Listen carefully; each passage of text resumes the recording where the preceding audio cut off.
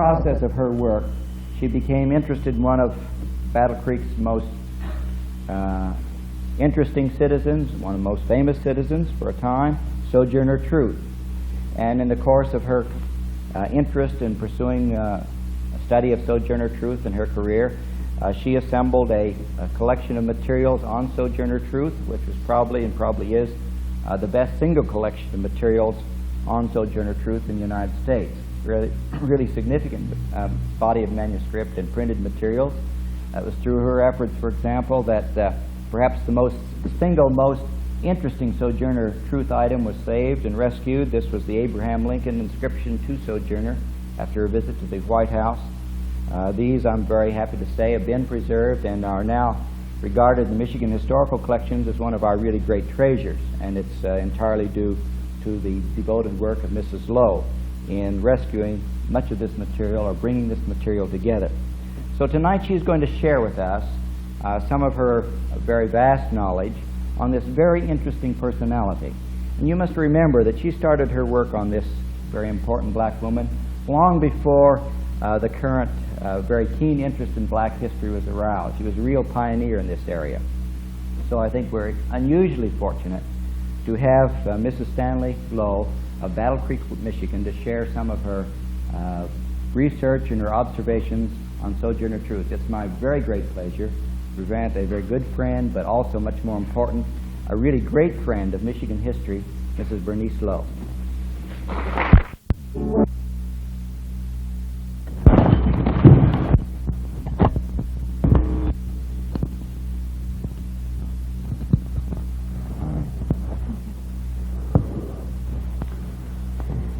Children, I have come here, like the rest of you, to hear what I have to say. That is a quotation from Sojourner Truth. At the 1955 Cooperstown seminar, Lyman Butterfield was being introduced by Dr. Louis Jones, director, as you know, of the New York Historical Society, and a little overcome by the kind things that Mr. Jones had said about him. Butterfield answered, "After an introduction like that, I can hardly wait to hear what I have to say." The Reader's Digest a few years ago accepted from a contributor the statement that she had heard from a platform, the very same statement, and the person had given it as the wit of his own. Sojourner Truth loved an audience and took every opportunity she had to speak to one. In Calhoun County's first directory, that was in 1869, she is listed as colored, but also as lecturer, and it states that she boarded at her address. Her daughter lived there, and she lived there when she was in Battle Creek. And it's always been amusing to us that she boarded for a few minutes. They might just as well have said she sojourned there a minute or two. 95 and a half years ago tonight, on April 6, 1877, Sojourner spoke in Marshall. We know because it says so in both the Battle Creek and the Marshall papers. And I'm very, very proud to be standing here in her worn, deserving shoes, trying to bring Sojourner back so that perhaps you can feel her presence. There may be some of you who don't know who she is or was. You'll notice very frequently that I drop into the present. Sojourner has lived with me so long that I can almost put her to bed and pick her up again in the morning. A New York writer soliciting some Battle Creek history, when he received my answer, noticed that I referred to Sojourner Truth, and the name was strange to him. And he wrote back, "And who is Sojourner Truth? The name has a New England ring." Well, she was born a slave about 1797 in the household and the New York estate of Colonel Hardenberg, heir of an old Dutch family that had pioneered near the Hudson River. She was named Isabella, and her native language with this family was Dutch. That caused her considerable pain, literally, because she was flogged by her second master, who had bought her and then discovered that she couldn't understand him, and she was flogged for her stupidity. Her third and last sale was to the Dumont family in 1810. She was a good and faithful servant, Dumont wrote a good many years later when he was asked to testify for her. Dumont had promised Isabella her freedom the autumn before July 4th, 1827, when all New York slaves were to receive their freedom. And then he went back on his promise, and said that she would have to stay until the following July. So, when the harvest was in, she bundled her baby, Sophia, the youngest of her 5 children, and she stepped into an autumn dawn and ran away. A family named Van Wagoner took her in, and when Dumont came after her, which was not too difficult for him, they gave him 25 hard-earned dollars to leave her alone. They gave her their name as well, and for more than 15 years she was known as Isabella Van Wagoner. Almost immediately she became newsworthy. Dumont sold, before July 4th, her only son, and he was by the order of the new owner to her new home in Alabama. Isabella already knew her rights, and how she did, we wonder, because she could neither read nor write.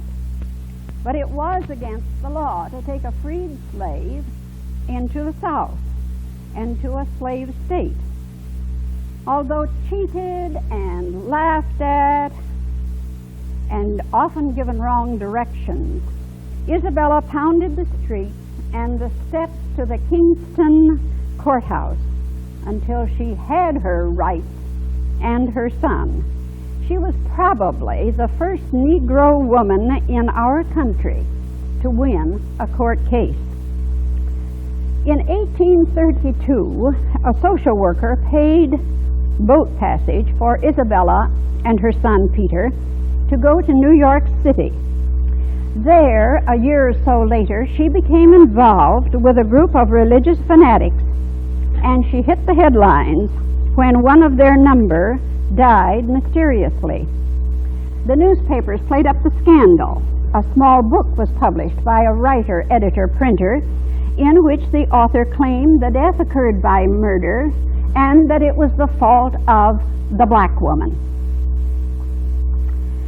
Almost immediately, two more volumes were published, also by a writer, editor, printer, and these volumes were titled "Fanaticism, Its Source and Influence, Illustrated by the Simple Narrative of Isabella."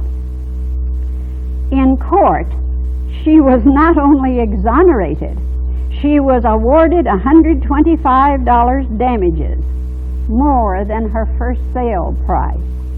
"I felt so tall," she reported later, "as if the power of the nation were in me." In 1843, she realized her children no longer needed her, and there was a new longing and a power in her breast. And she left New York City on foot to sojourn wherever she was needed. She didn't know what that need would be. perhaps to help with housework, perhaps to help with the sick. She didn't know, but that's what she was going to do. And for that, she chose for her name Sojourner. This was a period when colored people who were being freed took a new name, if you remember. And immediately after the Civil War, during the Civil War and after the Civil War, this was done constantly. So it's not surprising that she should have named herself. When told she must have a second name, she chose Truth, because she was going to speak the Lord's truth. Do you catch the euphony of that name? Sojourner Truth. Sojourner Truth. Although English was her second language, she quickly found poetry in it. She was credited with composing lyrics of several songs, and in her later years, when she experienced what was called her second eyesight, she said, "The Lord has put new glass into the windows of my soul." Only a poet could have thought of that. Her first lengthy sojourn was in an Adventist commune in Northfield, Massachusetts. By 1850, a Boston admirer, Olive Gilbert, took down Sojourner's autobiography and published privately the narrative of Sojourner Truth, giving the product to Sojourner to sell for her support. Discovering she had to find new audiences in order to sell her narrative, she joined the anti-slavery group traveling in central New York with George Thompson from England. From then on, it was westward ho for Sojourner. By 1851, she was in Akron, Ohio, at the Women's Rights Convention. She worked for anti-slavery out from Salem, Ohio, by horse and buggy, and on into Indiana.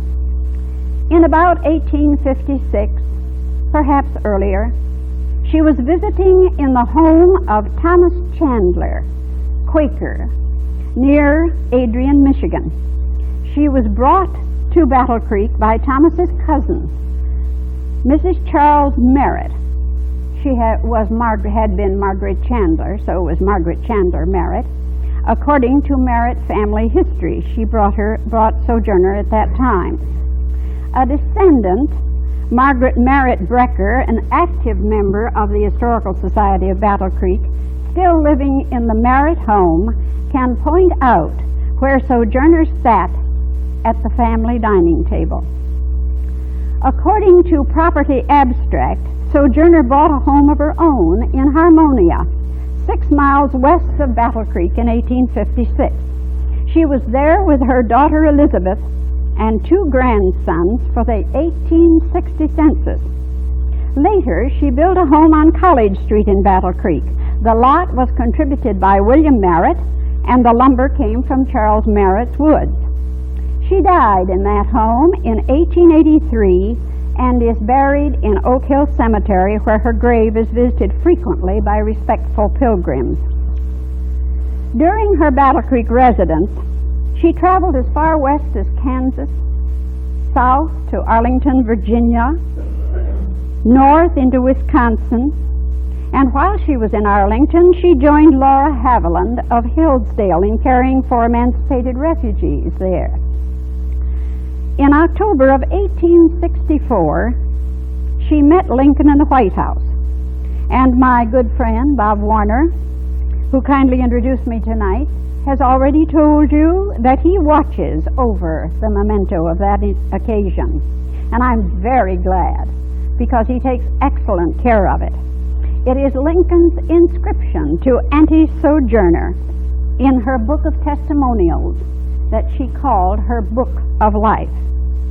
She knew the great and the near great, the famous and the infamous, the ordinary and the downtrodden. All of them had equal-sized niches in her heart. Her talents were many, and loving everybody, she loved an audience most of all. Fortunately, she had a Boswell in Battle Creek, Francis Walling Titus, who republished Gilbert's narrative of Sojourner Truth, plus 200 pages from Sojourner's Book of Life in 1875. It went into 3 subsequent editions.